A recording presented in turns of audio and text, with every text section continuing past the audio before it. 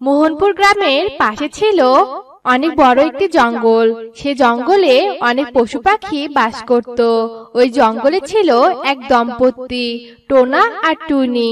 টোনা আর টুনি অনেক গরিব ছিল। ওরা ঠিক মতো 3 বেলা খেতেও পারতো না। ওদের একটি ছানা ছিল, নাম টুম্পা। টুনি আর টোনার অভাবে সংসার কোনো মতোই চলছিল। একদিন টুনি বলে, টোনা, ও টোনা, ঘরে কোনো খাবার নেই। মেয়েটা সেই সকাল থেকে না খেয়ে আছে। কিছু তো একটা ব্যবস্থা করতে হবে, বলো। তুমি একটা কাজে যাও তো, আর মেয়ের জন্য খাবার নিয়ে আসো। টুনি, আমিও তো কাজ করতে চাই, কিন্তু কি করব বলো? সারাদিন ঘুরে আমি কোনো কাজ খুঁজে পাচ্ছি না। আচ্ছা, তুমি বাসায় থাকো, আমি দেখছি কোনো কাজ পাই কিনা। তারপর টোনা বাহিরে চলে যায় আর সারাদিন কাজ খোঁজার পর একটা কাজ পায় আর সামান্য কিছু টাকা পেয়ে টুম্পার জন্য খাবার কিনে নিয়ে আসে। টোনা, তুমি এখন এলে?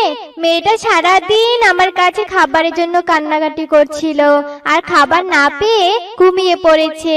যাই হোক, তুমি যখন খাবার এনেছো, আমি রান্না করে মেয়েটাকে খেতে দেই। তারপর টুনি রান্না করে টুম্পাকে ঘুম থেকে তুলে সে খাবারটুকু খাওয়ায়। খাবার খেয়ে টুম্পা বলে, মা, মা, ও মা, তোমরা তো আমাকে খাইয়ে দিলে, কিন্তু তোমরা খেলে না। না রে মা, আমাদের খিদে নেই, আমাদের এখন খেতে ইচ্ছে করছে না। তুই আবার ঘুমিয়ে পড় তো মা। তারপর টুম্পা আবার ঘুমিয়ে পড়ে আর টোনা আর টুনি অনেক চিন্তায় পড়ে যায়। তারা এই অভাবের সংসারে কিভাবে টিকে থাকবে। টোনা, ও টোনা, সামনে তো বর্ষাকাল আসছে, আর আমাদের বাড়িটাও ভেঙে যাচ্ছে। আমাদের ঘরটা ঠিক করতে হবে তো, নয়তো এবার ঘরে পানি পড়বে। এই টোনা, তুমি ভাবছো কিছু? আমরা তো আমাদের খাবারটাই জোগাড় করতে পারি না, তাহলে এই ঘরটা কিভাবে ঠিক করব বলো? আমাদের সুখ কপালে মনে হয় লেখা নেই। জানি না আমাদের সুখের দিন আর কবে আসবে। তারপর টোনা আর টুনি চিন্তিত মন নিয়ে ঘুমিয়ে পড়ে আর এভাবেই বেশ কয়েকদিন কেটে যায়। একদিন মিনু পায়রা আসে টুনির বাড়িতে। টুনি, ও টুনি, ঘরে আছো? কি হয়েছে বোন, তুমি হঠাৎ আমার বাড়িতে এলে যে? এই দিক দিয়েই যাচ্ছিলাম, তাই ভাবলাম তোমার সাথে দেখা করে যাই। টুনি বোন, সামনে তো বর্ষাকাল আসছে, তুমি ঘর ঠিক করবে না? আমিও তো তাই ভাবছি বোন, কিন্তু ঘরে কোনো টাকা কড়ি নেই। কি দিয়ে ঘর মেরামত করব বলো? বুঝেছি, তাই তো বলি তুমি এত শুকিয়ে গেছো কেন? তো টুনি, তুমি যে সবসময় না খেয়ে থাকো তা আমি বুঝে গেছি। কষ্ট পেও না টুনি বোন, তোমাদের নিশ্চয় সুখের দিন আসবে। এ কথা বলে মিনু পায়রা সেখান থেকে চলে যায় আর এভাবেই বেশ কয়েকদিন কেটে যায়। দেখতে দেখতে বর্ষাকাল চলে আসে। পুরো বন বৃষ্টিতে ভিজে গেছে। বৃষ্টিতে সবাই নিশ্চিন্তে ঘুমালেও টোনার টুনির যত জ্বালা হয়েছে। হায় হায়, এবার কি হবে? চারদিকে তো অনেক বৃষ্টি হচ্ছে, এবার তো আমাদের ঘরে পানি ঢুকবে। টুনি, হ্যাঁ টোনা, ঘর দিয়ে তো পানি পড়া শুরু হয়ে গেছে। দেখো এবার কি হবে টোনা? বৃষ্টিতে টোনা আর টুনির ভাঙ্গা ঘর দিয়ে পানি পড়ছিল আর ওদের বিছানা অনেকটা ভিজে যায়। মা, মা, ও মা, আমার শরীরে পানি পড়ছে। মা, আমার শরীর ভিজে যাচ্ছে, আমার খুব ঠান্ডা লাগছে। মা, ও মা। মা, তোর ওখানে পানি পড়ছে? আয় মা, তুই আমার এখানে আয়। তারপর টুম্পা ও জায়গা থেকে সরে ওর মায়ের কাছে যায়। মা, মা, ও মা, তোমাদের ওখানেও তো পানি পড়ছে। মা, চিন্তা করিস না মা, তুই আমার ডানার নিচে আয়, তাহলে আর তুই ভিজে যাবি না। তারপর ছোট্ট টুম্পা টুনির ডানার নিচে যায় আর টোনা টুনি বৃষ্টিতে ভিজতে থাকে আর ঠান্ডায় ওরা কাঁপতে থাকে। টুনি, বৃষ্টিতে তো আমরা ভিজে গেলাম, এবার আমাদের কি হবে? আর তোমার এভাবে ঠান্ডা লাগলে তো তুমি অসুস্থ হয়ে যাবে। হে আল্লাহ, আমি এমন হতভাগা যে নিজের স্ত্রী সন্তানকে বাসস্থানও দিতে পারছি না। তুমি কষ্ট পেও না টোনা, আমি জানি তোমার কোনো দোষ নেই, তুমি ইচ্ছে করে এসব করনি। তারপর টোনা টুনি তাদের ভাঙ্গা ঘরে থাকতে শুরু করে। আর এমন সময় টুম্পা বলে, মা খিদে পেয়েছে, ও মা আমাকে কিছু খেতে দাও না। টুম্পার কথায় টোনা টুনি অনেক চিন্তায় পড়ে যায়, কারণ তাদের ঘরে কোনো খাবারই ছিল না। তখন টোনা বলে, টুনি, তুমি মেয়েকে নিয়ে থাকো, আমি দেখছি কোনো খাবার পাই কিনা। কিন্তু টোনা, তুমি এই বৃষ্টির মাঝে কোথায় খাবার খুঁজবে? তুমি চিন্তা করো না টুনি, আমি এক্ষুনি ফিরে আসবো। তারপর টোনা জঙ্গলে যায় খাবার খুঁজতে। আর অনেক খোঁজার পরেও কোথাও খাবার খুঁজে পায় না। হঠাৎ টোনা একটা পেঁচাকে বৃষ্টিতে পড়ে থাকতে দেখে তার কাছে যায়। আর পেঁচার কাছে গিয়ে দেখে পেঁচার জ্ঞান নেই। তারপর টোনা পেঁচাকে নিয়ে তার বাসায় আসে। আর তারপর টোনা আর টুনি মিলে পেঁচার সেবা যত্ন করে। পরের দিন পেঁচা সুস্থ হয়ে যায়। সুস্থ হয়ে পেঁচা টোনা টুনিকে বলে, তোমাদের অনেক ধন্যবাদ, তোমরা অনেক সেবা যত্ন করে সুস্থ করে তুলছো। কিন্তু তোমাদের দেখে এমনটা লাগছে কেন? মনে হচ্ছে তোমরা না খেয়ে আছো, আর তোমাদের ঘরটাও দেখছি ভাঙ্গা। তোমাদের ঘর থেকে পানি পড়ে, তাই না? তারপর টোনা আর টুনি ওদের দারিদ্রতার কথা পেঁচাকে বলে। আর সবটা শুনে পেঁচার অনেক মায়া হয়। তখন পেঁচা বলে, তোমরা আমার প্রাণ বাঁচিয়েছো, তাই তোমাদের আমি উপহার দিতে চাই। এই নাও এই ছাতাটা, এই ছাতাটা তোমাদের বাড়ির উপরে রাখবে, তাহলে আর তোমাদের ঘরে পানি পড়বে না। এটি একটি জাদুর ছাতা, আর এই ছাতা থেকে স্বর্ণের মোহর পড়বে, যা দিয়ে তোমরা খাবার কিনে খাবে। তবে আমরা আসি এখন। এ কথা বলে পেঁচা সেখান থেকে চলে যায়। আর টোনা আর টুনি ওই ছাতাটি তাদের ঘরের উপরে রাখে। এরপর থেকে ওদের ঘরে আর পানি পড়তো না। আর প্রতিদিন একবার করে সেই ছাতা থেকে স্বর্ণের মোহর পড়তো। আর সেই স্বর্ণের মোহর দিয়ে টোনা আর টুনি অনেক সুখের দিন কাটাতো। এই গল্পটি একটি ছোট টুনি পাখির। টুনি পাখি তার বাবা মায়ের সাথে একটি জঙ্গলে বাস করত। টুনির মায়ের নাম ছিল শিখা টুনটুনি, বাবার নাম ছিল রাজু টুনটুন। শিখা টুনির 3টি ছানা হয়েছিল, কিন্তু 3টির মধ্যে 2টি ছানা কিছুদিনের মধ্যেই মারা যায়। শুধু টুনি পাখি বেঁচে থাকে। টুনি একমাত্র ছানা বেঁচে ছিল, তাই তার বাবা মায়ের সে খুব প্রিয় ছানা ছিল। টুনির বাবা মা তাদের সব ভালোবাসা টুনিকেই দিত। একদিন সকালে, টুনি, মা উঠে খাবার খেয়ে নাও, অনেক দেরি হয়ে গেছে তো, উঠো সোনা। হ্যাঁ মা, তুমি যাও, আমি এখনই উঠছি। মা উঠে খেয়ে নিও, আমি নিচে কাজ করছি, কোনো কিছুর প্রয়োজন হলে আমাকে ডাকিও কিন্তু। উঠো মা, আমি কাজ করতে গেলাম। হ্যাঁ মা, আমার কোনো কিছু দরকার পড়লে তোমাকে ডেকে নিব। শিখা টুনটুনি কাজ করতে বেরিয়ে পড়ল। টুনির মা টুনিকে খুব ভালোবাসতো, কিন্তু টুনির বাবা একটু আজবি ছিল, সারাদিন বাইরে থাকতো।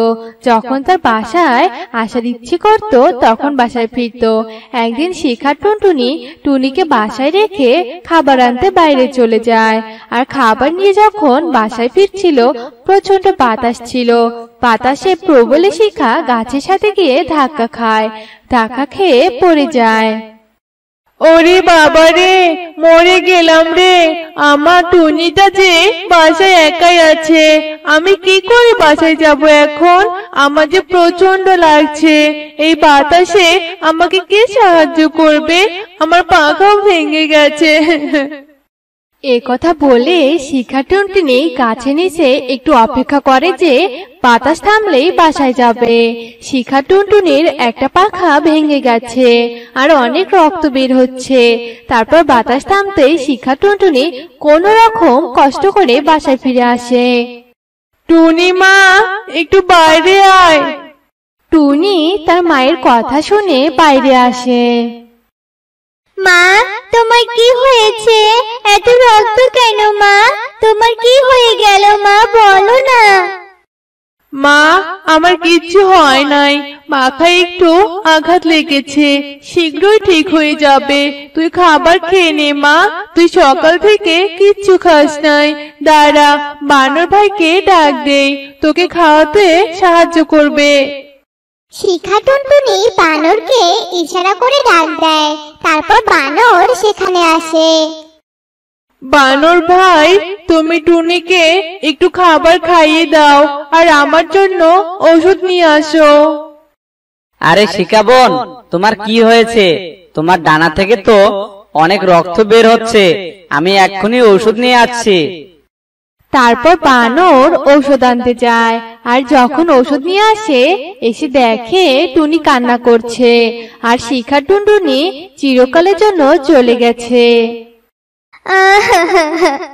এখন আমার মা নেই, আমি কাকে মা বলে ডাকবো? মা, ও মা, উঠো তুমি।